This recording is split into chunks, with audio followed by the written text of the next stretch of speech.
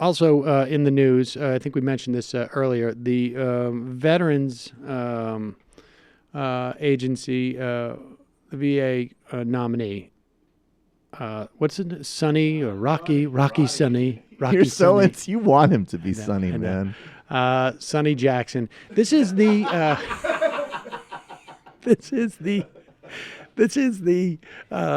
this was Trump's personal doctor, not prior to being president, but since being president. And this is what he said. Now, apparently, there are claims that he overprescribed medication. I don't know to whom exactly. That there was a hostile work environment in his office.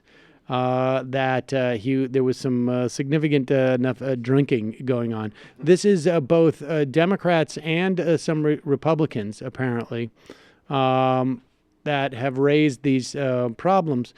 And, it's fascinating because they don't seem to be able ever to go after just credentials in any meaningful way, right? Like these things have to come up because no one seems to be able to say, hey, look, the guy has no experience whatsoever. This is strictly a managerial job.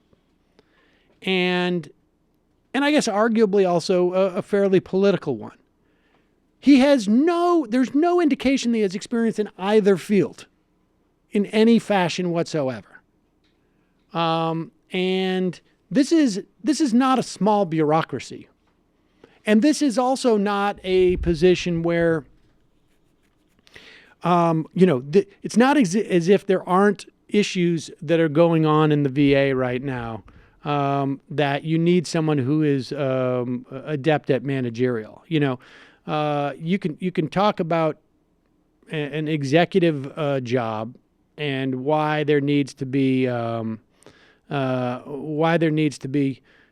someone with expertise, to be a governor or a mayor or a president. But even in those positions, they have a cadre of advisors, and they have a civil service people working in there. This requires to run a bureaucracy like this. You need some real executive skills, and but they can't seem to raise that as an issue. So they go this way. And of course, also people could just do this. They could just play this tape. Explain to me how a guy who eats McDonald's and fried chicken and all those Diet Cokes and who never exercises is in as good a shape as you say he's in. It's called genetics. I don't know. It's some people have just great genes. I told the president that if he had a healthier diet over the last 20 years, he might live to be 200 years old. I don't know. You're high. I mean, he has incrable. What job do you incredible want? genes. I just assume. I mean, if I didn't watch what I ate, I wouldn't have in the cardiac and overall health that he has. So he's very healthy despite those things, and I don't think that he does that anymore. I mean, he's getting to the White House now. He's eating what the chefs are cooking for him now, and they're cooking a much healthier diet for him now, and we're going to continue to work on that and make that even healthier. Yeah, I don't know. I guess I'm even more skeptical now than the first time I heard that. We have Pompeo as Secretary of State, so unfortunately that's filled. But where can we stick you? You're a genius. Here's what's amazing that's going on at the White House. There is an office that is responsible for vetting people, presidential appointees. Now, I would imagine there are other people involved. I would imagine, but maybe not, involved in vetting someone who is being appointed to this scale of position. But maybe not. It's called the PPO. It's the Presidential Personnel Office. Apparently, it is as short-staffed as it's ever been in modern times. The two office leaders apparently have spotty records themselves. This is according to a piece in the Washington Post from about 3 weeks ago. One is a college dropout with arrest for drunken driving and bad checks. Sounds promising. Like a college dropout. All right, people drop out of college. You can be an autodidact. There's nothing wrong with that. Drunken driving. All right, sometimes people have a problem when they're younger. You can get the bad checks. I think like at one point you got to just sort of say, all right.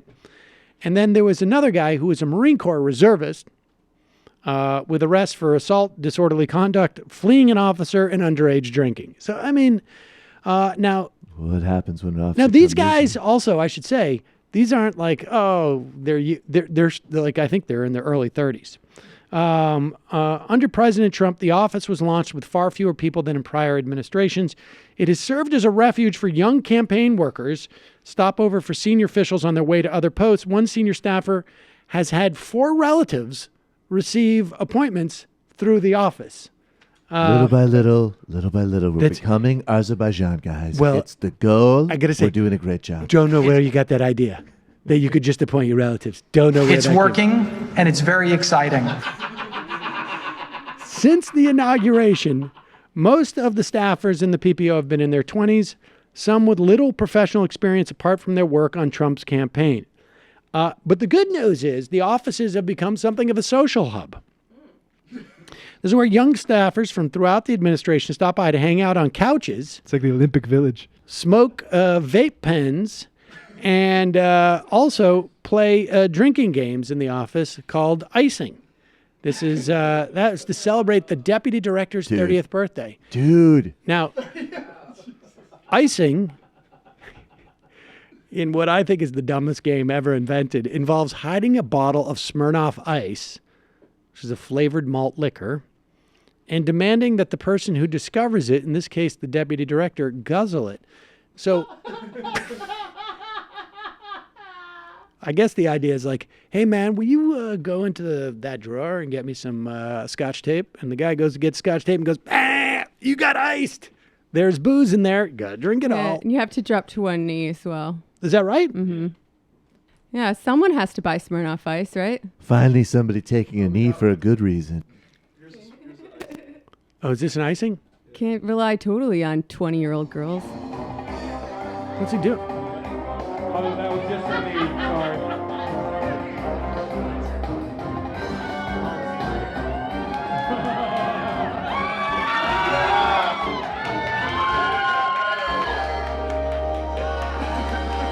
Would you look at that? Oh my God, there was an ice right by her pussy. Seriously? Oh my God. How could I? All right, that's it. You didn't get it. you didn't- I don't you even didn't- like this. How do you didn't I play that at divorce? your- you How do I didn't- divorce both those You didn't people? play that at your wedding, Sam? Just Oh my because- God, where's the ice? Just because we're getting married doesn't mean we can't still have fun with Oh our my bros. God. They're playing Hama Nagila in the background, and Sam, oh, where's the ice? Where's the ice? I wanted an icing. That is just one of the. Oh man, well they do invent terms like white trash for a reason. That I'm is trying to even pivot off of that, but I mean, damn, dude. Now- maybe worse than the couple that danced down the aisle to the Dave Matthews Band. Oh my gosh. Perhaps the same couple. Who knows? So there it is. Another one maybe bites the dust. I don't know. He seems to be hanging in there. Don't worry, Sonny. You'll be fine. Should you be searching for ice in your wife's vagina at your wedding? Possibly. The vaping Is it is tasteless? also Maybe a not. problem.